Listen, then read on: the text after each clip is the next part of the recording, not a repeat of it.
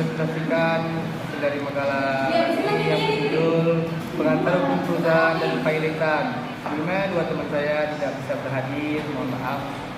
Saya akan membahas dasar hukum kepailitan Indonesia. Indonesia sudah lama mempunyai undang-undang kepailitan atau Parliamentary Building Established 1905 nomor 217 dan Tabel 1906 nomor 348, namun tidak berjalan sebagaimana mestinya. Seiring dengan perkembangan perekonomian Indonesia yang semakin pesat dan makin banyak perusahaan yang bermasalah keuangannya sehingga tidak bisa membayar hutangnya. Keadaan ini semakin sulit karena adanya krisis moneter Indonesia yang sudah bersifat multidimensi. Akibatnya diperkiraan 200.000 perusahaan di Indonesia akan pailit. 12 di samping itu ada tekanan dari beberapa negara maju yang tergabung dalam IMF atau disebut International Monetary Fund agar pemerintah Indonesia segera menyelesaikan masalah ini, termasuk penyusunan undang-undang kepailitan yang baru. Dan definisi ruang lingkup hukum perusahaan dan kepailitan. Hukum perusahaan dan kepailitan merupakan dua aspek penting dalam sistem hukum yang mengatur operasional perusahaan serta proses penyelesaian hutang ketika perusahaan mengalami kesulitan finansial. Berikut adalah penjelasan mengenai definisi dan ruang lingkup masing-masing.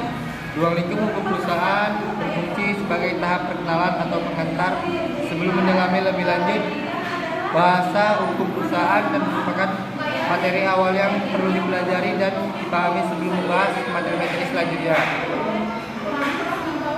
yang merupakan substansi dan hukum perusahaan. Ketahui bahwa hukum perusahaan merupakan bagian dari hukum dagang. Dengan kata lain, akan lebih mudah memahami hukum perusahaan apabila telah memahami hukum dagang. Oleh karena itu, bagian ini merupakan bagian yang bersifat sebagai pengantar, yang intinya menjelaskan bagaimana hubungan antara hukum dagang dengan hukum perusahaan, serta apa yang dimaksud dan diharapkan dalam hukum perusahaan yang dipahami. Definisi hukum perusahaan. Hukum perusahaan merupakan hukum yang mengatur segala hal mengenai perusahaan dan kegiatan usahanya.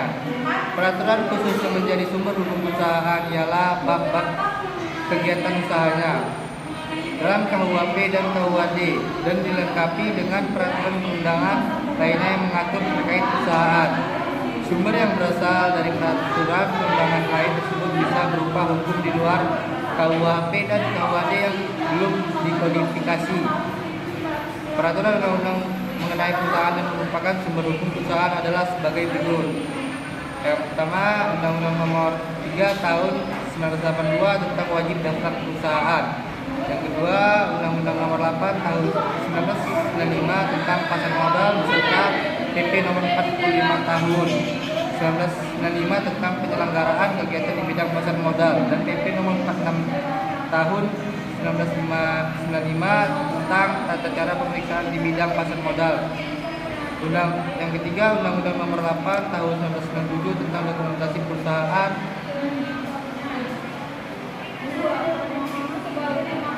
Dengan demikian, baik perusahaan maupun kepailitan saling terkait dalam konteks bisnis. Perusahaan memberikan kerangka kerja bagi operasional perusahaan. Dia dapat memenuhi kewajiban kepada kreditor. Sekian presentasi dari saya. Contoh satu, apabila ada